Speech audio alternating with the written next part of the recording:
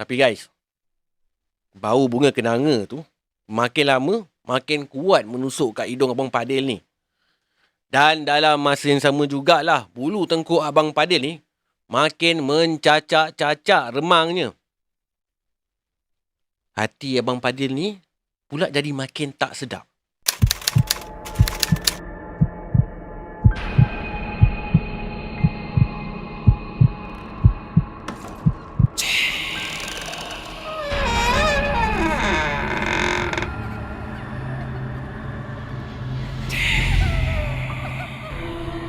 اللهم صل على سيدنا محمد وآله وصحبه وسلم.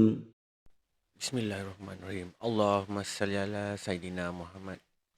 Assalamualaikum warahmatullahi wabarakatuh. Salam sejahtera, salam satu Malaysia dan salam satu Nusantara. Selamat kembali ke Malam Mistik. Nama aku Anas Rahmat, storyteller yang menghantui malam sunyi anda. Malam ni aku nak share dua kisah penggali kubur yang aku pasti ramai sangat orang yang suka dengan cerita-cerita macam ni dalam dunia horror story ni. Betul tak? Alright, cerita ni aku dapat daripada pengalaman seorang brother ni yang dah lebih 20 tahun bekerja sebagai penggali kubur dekat satu kawasan ni yang terletak kat dalam satu daerah dalam negeri Johor. Nama brother ni aku panggil Abang Padil. Abang Padil ni dia tak bagi aku dedahkan nama tanah perkuburan yang tempat dia gali kubur ni. Dia cakap cukuplah sekadar perkongsian cerita-cerita seram dia je. Sebenarnya guys, Abang Padil ni orangnya agak serius juga. Masa aku borak dengan dia pun, time dia bercerita dengan aku tu, muka dia ni nampak bengis saja. Sikit senyum pun tak ada. Tapi bengis-bengis dia tu taklah membawa maksud yang dia tu garang ataupun sombong pun. Tapi memang karakter dia macam tu. Tapi orangnya kalau dah kenal memang ramah jugalah kan. Orangnya pun baik je. Aku tanyalah dengan dia masa tu. Kenapa dia jadi penggali kubur? Tak ada kerja lain ke dia nak buat selain daripada gali kubur ni? Dia cakap dengan aku, dia kerja sebagai penggali kubur ni, dia waris daripada ayah dia. So memang kat kampung tu, memang ayah dia yang buat kerja gali kubur ni. Bila umur dia dah masuk akhir-akhir 20-an tu, bila ayah dia meninggal, dia yang sambung kerja-kerja menggali kubur kat kampung tu. Sebenarnya dia bukanlah 100% fokus dia, pendapatan dia tu hanya kerja menggali kubur. Dia ada jugalah kebun sawit yang nak diuruskan. Kerja gali kubur ni cuma kerja amal jariah je bagi dia. Kalau orang bagi dia duit, dia ambil. Kalau tak bagi pun tak apa. Kerja-kerja amal lah, kata Abang Padil ni. Alright guys, itu sedikit cerita pasal Abang Padil ni. Okay, sebelum aku nak kongsi pengalaman seram Abang Padil ni, seperti biasa, like, share dan subscribe channel Anas Rahmat ni. Buat yang masih lagi belum subscribe channel aku ni, yang dah subscribe tu, aku ucapkan ribuan terima kasih kat korang. You are awesome. Alright, so apa tunggu lagi? Jom layan cerita yang pertama ni guys. Let's go, let's roll on Malam Mistik. Let's go.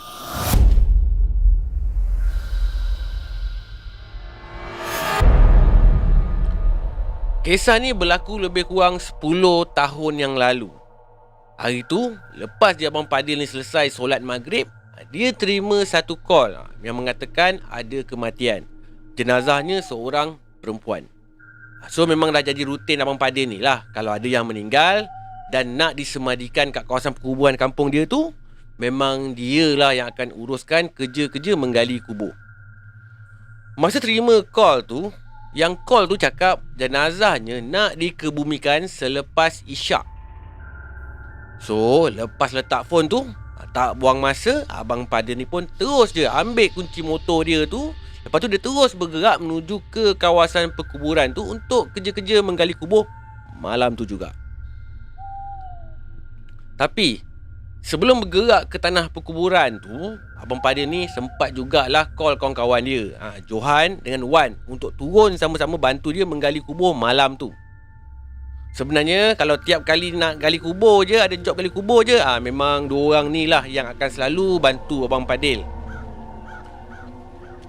Sampai-sampai kat kawasan tanah perkuburan tu, waktu tu dah nak dekat pukul 8 malam dah. So Abang Padil ni bergegas lah dengan kerja-kerja gali tanah kubur tu. Sebab orangnya tadi tu tak cakap pun pukul berapa dia nak kebumikan jenazah tu. Dia cuma cakap lepas isyak. Kalau nak diikutkan pukul 8.30 malam pun kiranya lepas isyak juga kan. So Abang Padil ni fikir baik dia cepat-cepat je siapkan gali kubur tu. Sekurang-kurangnya kalau jenazah tu sampai awal, at least kubur dia dah disiapkan.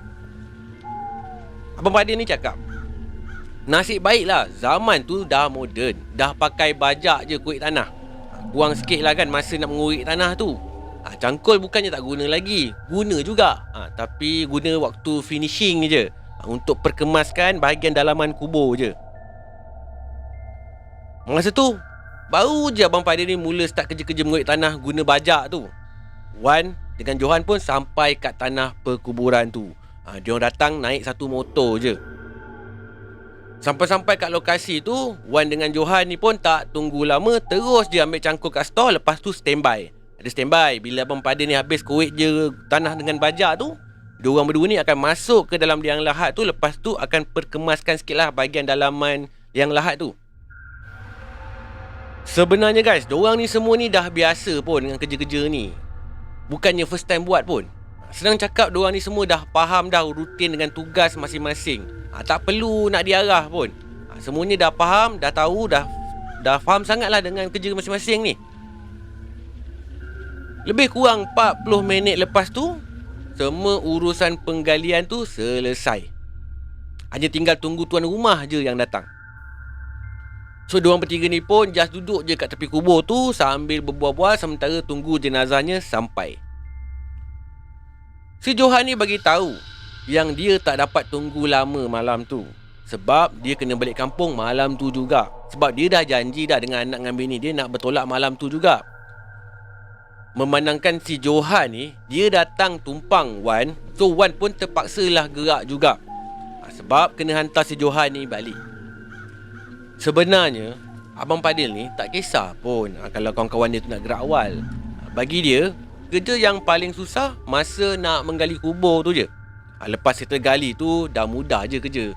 Masa menanam nanti akan ada ahli keluarga jenazah yang akan bantu. Lebih kurang jam 10 malam macam tu, jenazah yang ditunggu masih lagi belum sampai. Johan dengan Wan dah gerak balik dah. So tinggal Abang Padil seorang-seorang je yang masih lagi setia menunggu jenazah yang entah bila agaknya nak sampai.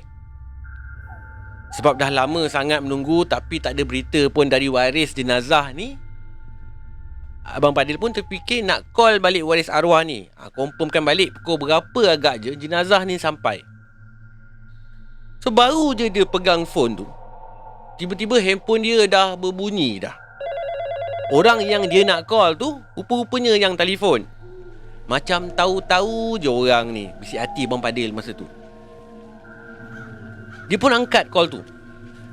Seorang tu bagi tahu jenazah akan sampai lebih kurang jam 11 malam nanti. Abang Padil tengok jam kat tangan dia. Masa tu jam dah dekat pukul 10 lebih dah. So dah tak lama lagi dah, senang cakap. So baik dia tunggu je kat situ. Malaslah dia nak ke mana-mana. Lepas je dia letak telefon tu, Abang Padil ni pun membebel jugalah kan dalam hati dia. Punyalah kelam kabut aku siapkan gali lubang ni. Rupa-rupanya jenazahnya lewat. Kalau bagi tahu awal tadi kan senang. Boleh juga aku tengok berita dulu sebelum aku sampai ke sini. Sambil tu dia pun keluarkanlah rokok dia sebatang. Sambil isap rokok kat mulut tu, sambil dia ambil cangkul, lepas tu dia pergi rata-ratakan kawasan sekitar tanah perkuburan tu. Sebenarnya Abang Padil ni saja je nak buang masa. Bukannya dia rajin sangat pun nak bersihkan pun. Ni dia cakap, bukan aku, dia yang cakap. Malam tu suasana memang betul-betul sunyi. Yelah kan, dekat tanah perkuburan kan. Lagipun kawasan perkuburan kampung Abang Padil ni letaknya memang agak jauh sikit daripada jarak kawasan perkampungan. So menjadikan kawasan tu lebih sunyi lah kan. Masa tu pun kata Abang Padil, kalau terdengar pun cuma bunyi cengkerik aja.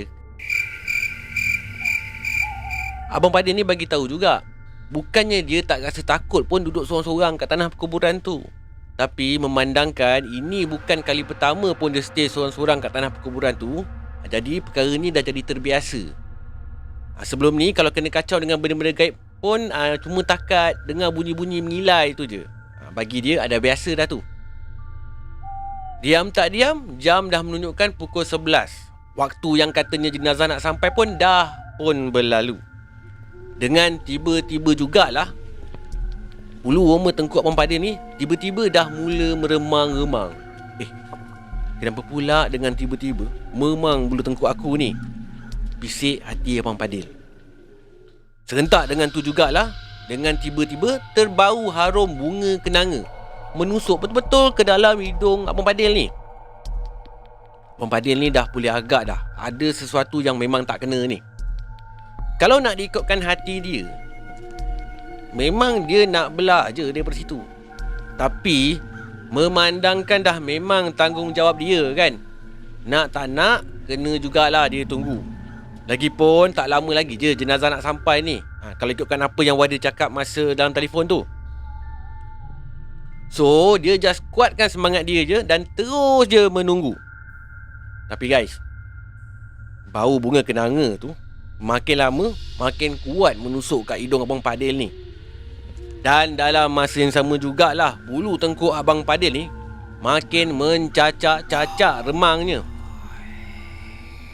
Hati Abang Padil ni pula jadi makin tak sedap. Abang Padil tengok jam kat tangan dia. Diam tak diam dah pukul 11.30 malam dah. Tapi jenazah yang ditunggu-tunggu tu tak sampai-sampai juga. So dia pun ambil keputusan dia nak call lagi sekali. Dia nak call orang yang call dia tadi tu, nak confirmkan balik pukul berapa agaknya jenazah ni sampai. Kalau lambat lagi jenazah tu nak sampai, dia nak pergi ngetih dulu je fikir dia.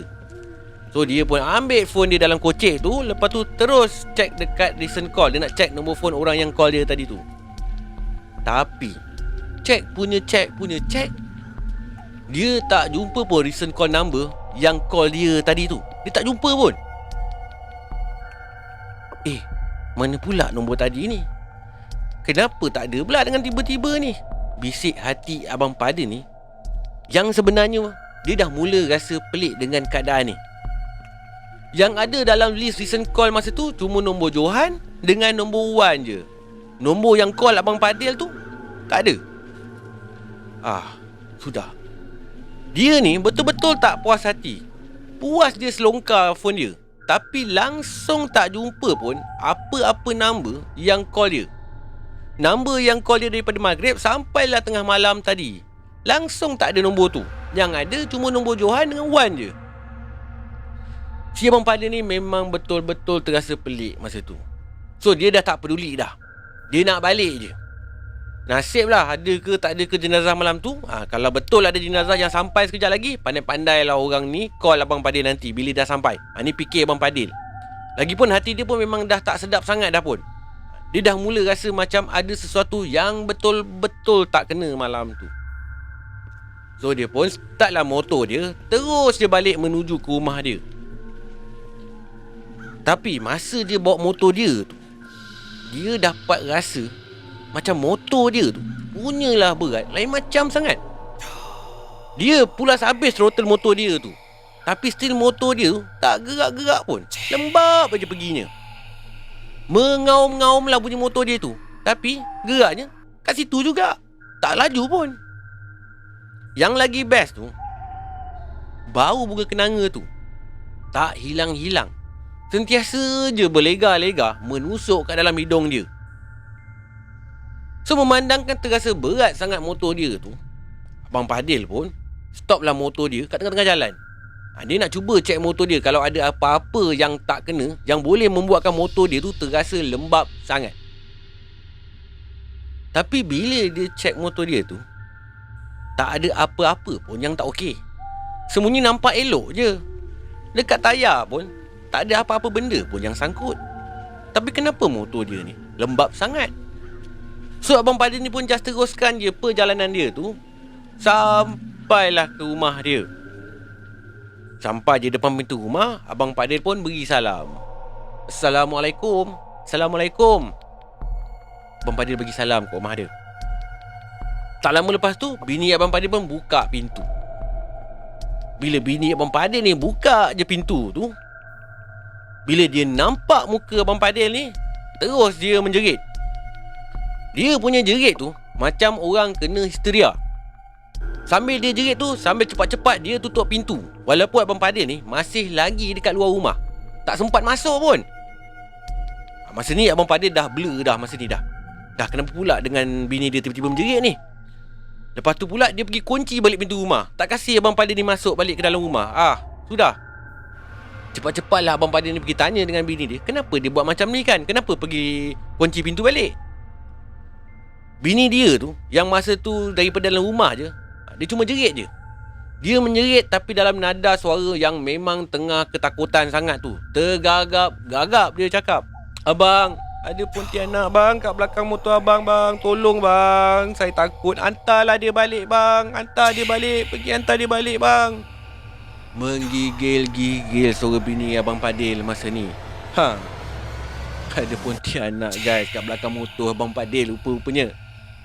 Barulah Abang Fadil ni faham kenapa berat sangat motor dia daripada tadi. Dan baru jugalah dia sedar kenapa ada bau bunga kenanga ni daripada tadi menusuk je kat dalam hidung Abang Fadil ni. Tapi masalahnya Abang Fadil ni memang tak nampak apa-apa benda yang menumpang pun dekat motor dia tu. Cuma dia memang dapat feel je. Itu pun daripada bau dengan remang tengkuk dia je. So Abang Fadil ni pun startlah motor dia balik. Lepas tu teruslah jalan menuju ke tanah perkuburan tadi tu. Masa dalam perjalanan tu, Abang Fadil ni pun tak berhenti-henti membaca ayat kursi dalam hati dia. Sambil-sambil tu dia cakap lah juga, "Aku ni hantar kau balik ke tempat kau. Kau janganlah ikut aku." Berkali-kali jugalah Abang Fadil ni cakap benda yang sama je ni. Sampai-sampai kat tanah perkuburan tu, lepas je Abang Fadil ni stand motor dia, dia terus berdiri betul-betul menghadap dekat seat belakang motor dia tu. Walaupun mata dia tak nampak benda lah yang menumpang kat motor dia tu, tapi dia tetap rasa kehadiran benda tu memang betul-betul ada dekat belakang tu, kat belakang seat motor dia tu. Lepas tu Abang Fadil ni pun cakap lah kuat-kuat,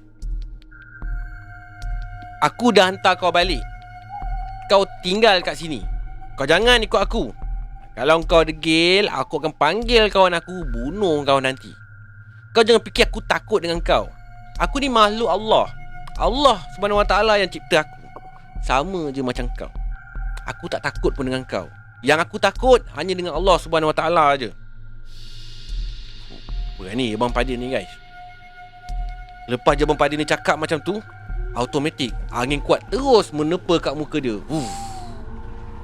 Pokok-pokok kat kawasan tu pun bergoncang-goncang dengan sekuat-kuatnya, umpama macam dilanda ribut dekat kawasan tu. Dan dalam masa yang sama juga, suara mengilai. Mengilai guys. Dia datang sekali dengan angin-angin yang kuat tu. Mengilai-ngilai lah kat kawasan tu. Masa ni sebenarnya Abang Fadil pun seram juga. Tapi nak tak nak dia kena kuatkan juga semangat dia.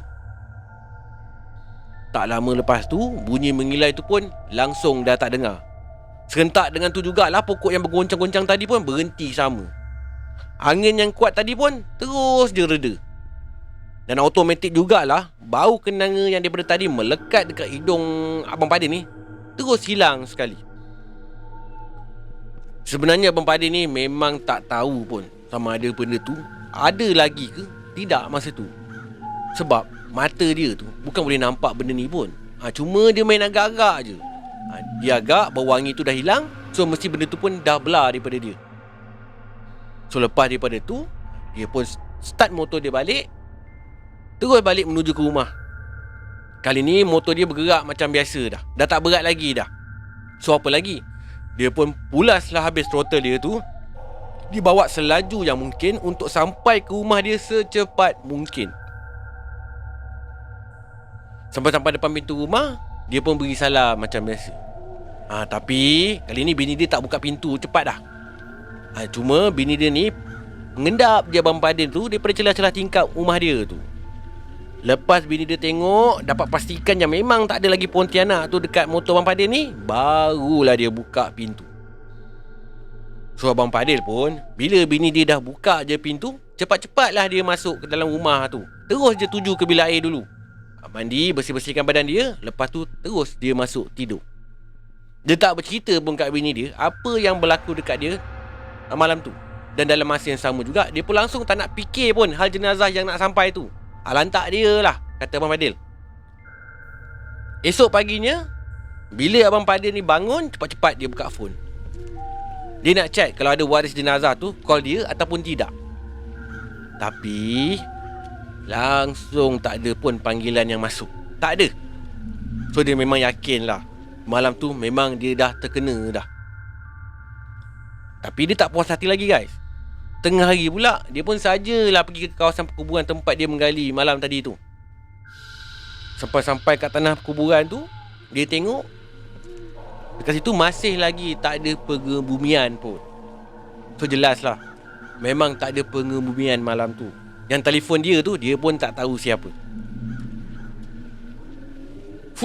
Berat cerita Abang Fadil ni.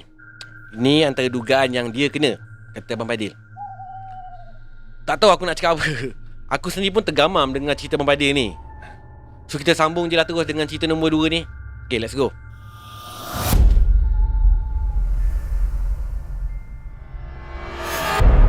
Kisah ni baru je berlaku beberapa tahun yang lalu.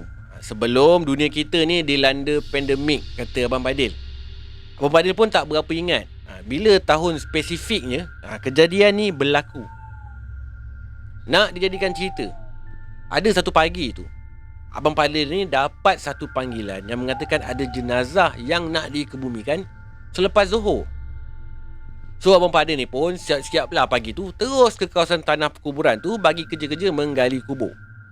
Kebetulan pula pada masa tu anak saudara Abang Fadil ni datang ke rumah. Anak saudara Abang Fadil ni nama dia Aziz. Umurnya masa tu nak masuk 17 tahun. Aziz ni kalau tiap kali cuti sekolah je, dia mesti akan datang bercuti kat rumah Abang Fadil ni. Biasanya mak ayah dia akan tinggalkan dia dalam masa 2 hingga 7 hari. Sedang cakap dalam masa seminggu lah mak dia tinggalkan si Aziz ni kat rumah Abang Fadil. Abang Fadil ni dia tak ada anak. So anak saudara dia ni memang dia dah anggap macam anak dia sendiri. Dari Aziz kecil lagi Abang Fadil ni dah layan Aziz ni macam anak dia sendiri. Sebab itulah kalau tiap kali cuti sekolah je, memang Abang Fadil ni akan panggil si Aziz ni tidur rumah dia. Memandangkan hari tu Aziz ni ada kat rumah, so Abang Fadil ni ajaklah si Aziz ni ikut dia sama-sama pergi menggali kubur. Si Aziz ni pun tak menolak pun. Bagi dia ini adalah pengalaman pertama dia pergi kerja menggali kubur. Selain daripada Aziz ni, Abang Fadil ni ada jugalah call member dia yang biasa menggali kubur sama-sama dengan dia ikut sama tu, Johan dengan Wan. Memang dua-dua orang ni karakter yang sama je yang akan ikut Abang Fadil ni pergi menggali kubur. So pagi tu Abang Fadil dengan Aziz ni bergegaslah ke kawasan tanah perkuburan tu. Lepas je Abang Fadil ni dapat call tu, punyalah tergesa-gesa pergi, sampaikan tak sempat nak sarapan pun. Sebenarnya memang dah jadi perangai Abang Fadil ni, kalau ada kerja menggali kubur je, dia terus siapkan cepat-cepat. Walaupun dia tahu dia ada banyak masa untuk siapkan menggali tanah perkuburan tu. Sebab dia tak nak sebenarnya jenazah yang menunggu. Dia lebih suka siapkan kerja awal-awal. Sebab tu bila dia dapat call je, dia terus je bergegas ke tanah perkuburan untuk kerja-kerja menggali kubur tu. Sampai tak sempat-sempat pun nak sarapan dulu. So sampai je kat tanah perkuburan tu, Abang Fadil pun seperti biasa terus je start bajak dia tu. Lepas tu terus je start kerja-kerja menggali kubur.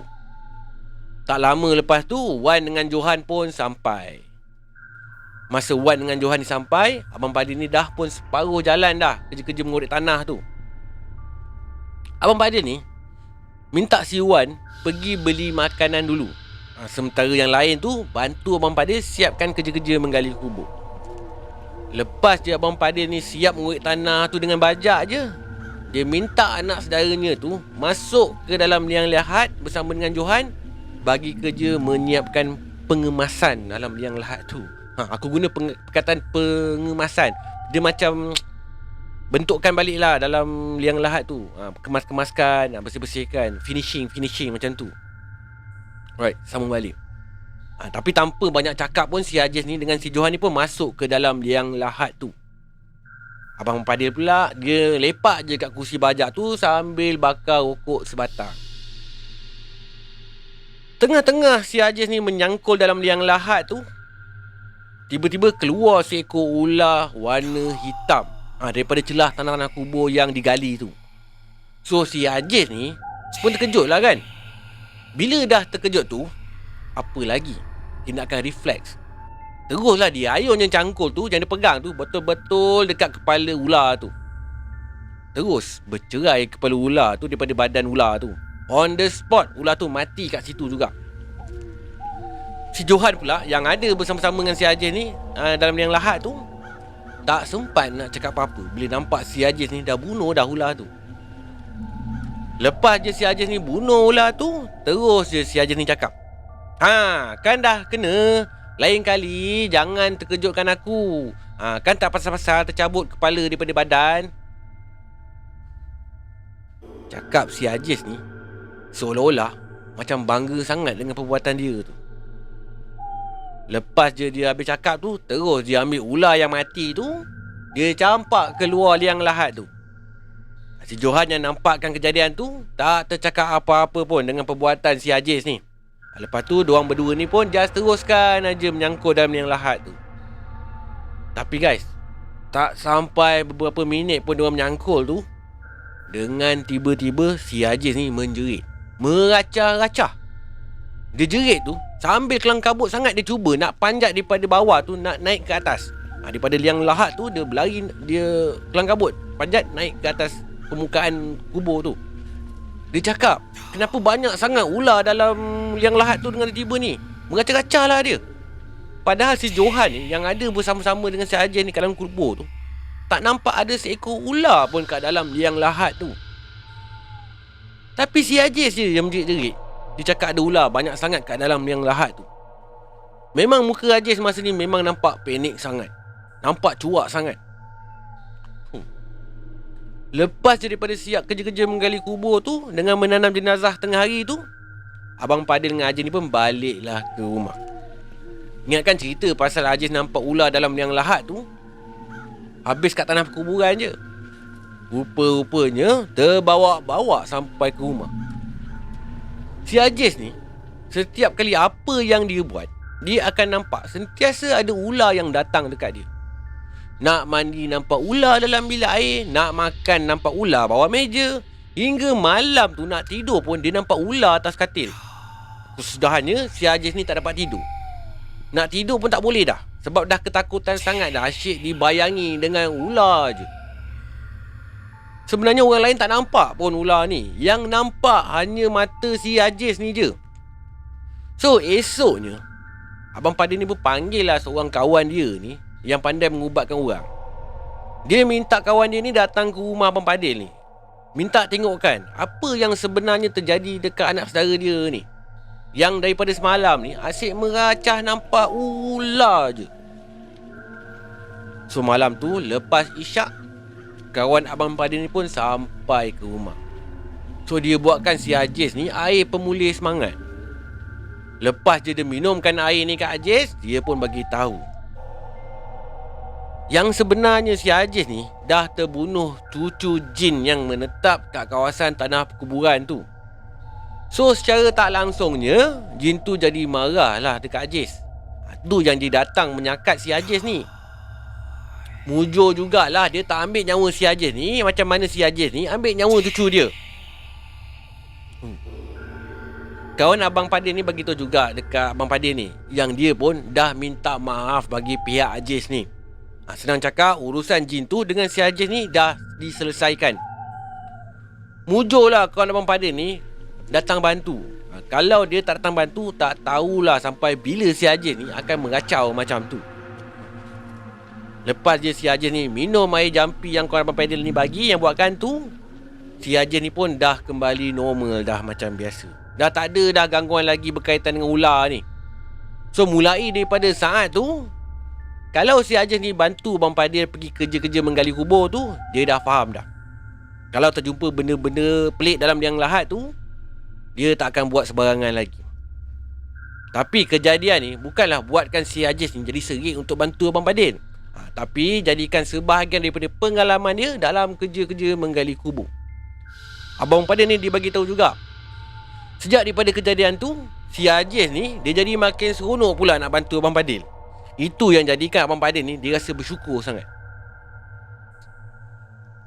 Bila bercakap pasal kerja-kerja menggali kubur ni, bagi aku kerja ni, profession ni adalah kerja yang mulia. Tak semua orang pun mampu nak buat kerja-kerja macam Abang Padin buat ni. Yelah kan, kerjanya pakai tenaga dengan kudrat, tapi pendapatan tak setimpat pun dengan tenaga yang dikerah ni. Tapi yang mahal tu adalah nilai pahalanya.